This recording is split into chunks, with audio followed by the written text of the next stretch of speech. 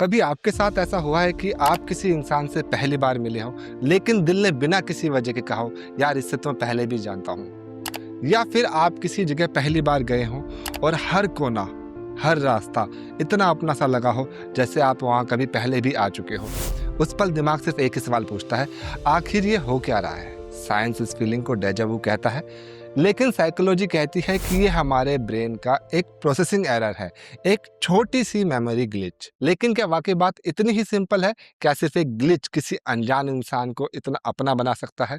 क्या सिर्फ न्यूरॉन की गलती की वजह से किसी अजनबी की आंखों में देखकर दिल की धड़कन बढ़ सकती है, या फिर सच इससे कहीं ज्यादा गहरा है? आज मैं आपसे इस बारे में बात करना चाहता हूँ, और इस बातचीत की वजह बनी है एक किताब जिसका नाम है एक इश्क ऐसा भी सत्य की तलाश।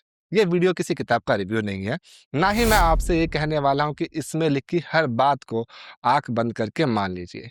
बल्कि मैं चाहता हूँ कि आप मेरी तरह सिर्फ एक बार रुक कर सोचिए, क्योंकि जब मैंने इस किताब को पढ़ना शुरू किया था तो मुझे लगा था कि ये बाकी लव स्टोरीज की तरह ये भी एक नॉर्मल लव स्टोरी होगी। लेकिन जैसे जैसे मैं आगे बढ़ता गया, मुझे एहसास हुआ कि ये प्यार की कहानी कम और इंसान की सोच की कहानी ज्यादा है। इसने मुझे बार बार किताब बंद करके सोचने पर मजबूर किया।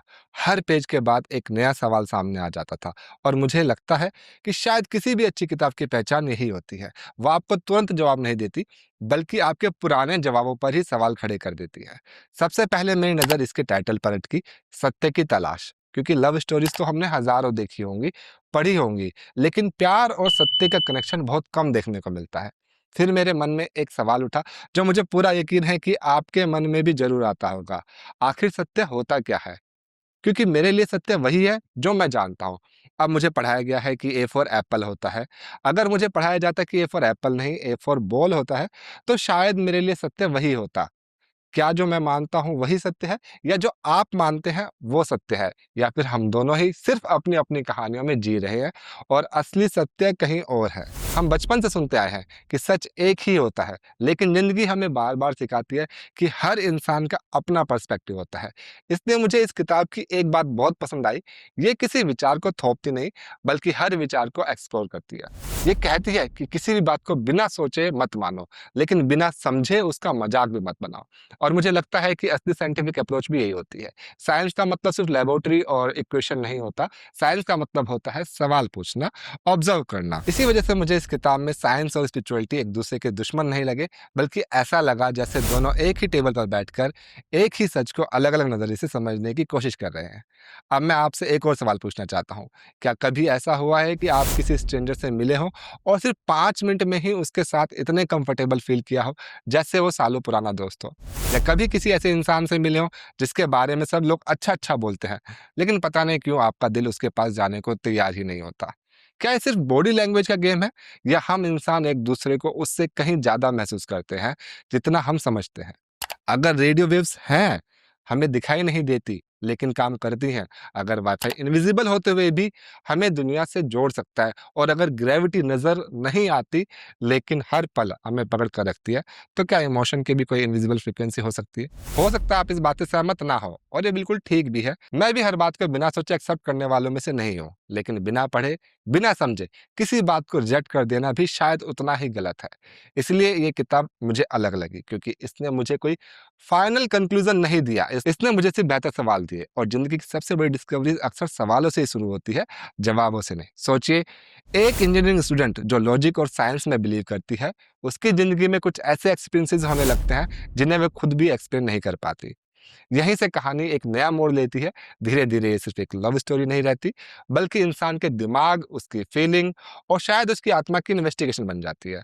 और बिलीव कीजिए, असली कहानी तो अभी शुरू भी नहीं हुई है, क्योंकि आगे हम बात करेंगे पूर्व जन्म की, ट्विन फ्लेम के कॉन्सेप्ट की, साइंस और अध्यात्म के बीच के एक अजीब से कनेक्शन की, और उन सवालों की जो शायद आपको भी जिंदगी को एक नए नजरिए से देखने पर मजबूर कर दे। और जैसे जैसे मैं इस किताब में और गहरा उतरता गया, मुझे एहसास हुआ कि सिर्फ एक कहानी नहीं सुना रही, बल्कि हमारे दिमाग में सालों से बैठे हुए उन सवालों को छेड़ रही है जिन्हें हम अक्सर इग्नोर कर देते हैं। इस किताब का एक बहुत ही इंटरेस्टिंग पहलू है पूर्व जन्म, यानी पास्ट लाइफ। अब इस टॉपिक पर लोग दो हिस्सों में बढ़ जाते हैं। एक तरफ वो लोग हैं जो कहते हैं कि ये सब अंधविश्वास है, और दूसरी तरफ वो लोग जो विश्वास के साथ पुनर्जन्म को मानते हैं। लेकिन मुझे इस किताब की जो बात सबसे ज़्यादा पसंद आई, वो ये थी कि इसने एक पक्ष को सही या गलत साबित करने की कोशिश नहीं की। इसने सिर्फ इतना कहा कि अगर दुनिया में आज भी ऐसे हज़ारों केसेज़ हैं जहाँ छोटे बच्चे अपने पिछले जन्म की बातें बताते हैं, कुछ जगहों को पहचान लेते हैं, कुछ लोगों को बिना मिले पहचान जाते हैं, तो कम से कम उन पर बात तो होनी चाहिए। सवाल पूछना तो बनता है। हो सकता है कि कल साइंस इन सब का जवाब दे दे, और हो सकता है कि साइंस को अभी बहुत कुछ समझना बाकी हो। इसी तरह किताब में एक कॉन्सेप्ट और आता है, ट्विन फ्लेम। आजकल सोशल मीडिया पर ट्विन फ्लेम शब्द बहुत ज़्यादा यूज़ किया जाता है, लेकिन अक्सर बिना सोचे समझे। इस किताब ने मुझे इस कॉन्सेप्ट को एक इमोशनल एंगल से देखने पर मजबूर किया। क्या सच में दुनिया में कोई ऐसा इंसान हो सकता है जिससे मिलते ही लगे कि ये रिश्ता नया नहीं है? क्या हर स्ट्रॉन्ग कनेक्शन सोलमेट होता है, या सोलमेट और ट्विन फ्लेम में भी कोई फर्क है, और अगर है तो उस फर्क का हमारी जिंदगी पर क्या असर पड़ता है?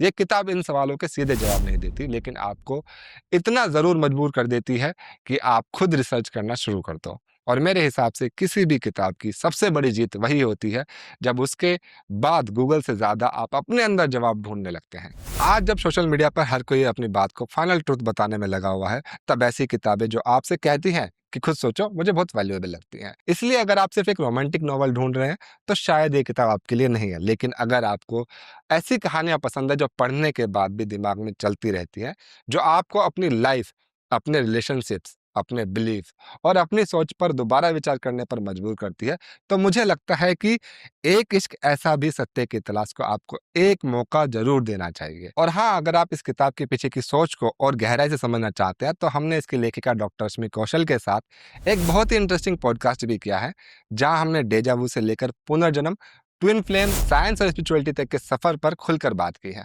मुझे पूरा यकीन है कि पॉडकास्ट देखने के बाद शायद आपके पास जवाब कम और सवाल ज्यादा होंगे, लेकिन कभी कभी वही सवाल इंसान को उस जगह तक ले जाते हैं जहां से असली समझ शुरू होती है। और इसी बात के साथ मैं आपके लिए सिर्फ एक सवाल छोड़कर जाना चाहता हूं। अगर कल साइंस ये साबित कर दे कि कुछ रिश्ते वाकई सिर्फ इस जन्म तक सीमित नहीं होते, कि कुछ यादें वाकई समय और शरीर से परे भी जिंदा रह सकती है, तो क्या आपकी जिंदगी को देखने का नजरिया बदल जाएगा, या फिर आप आज भी कहेंगे कि जो आंखों से नहीं दिखे उस पर कभी विश्वास नहीं किया जा सकता? फिर मिलेंगे एक नई किताब के साथ। तब तक के लिए पढ़ते रहिए, आगे बढ़ते रहिए। जय हिंद, जय भारत।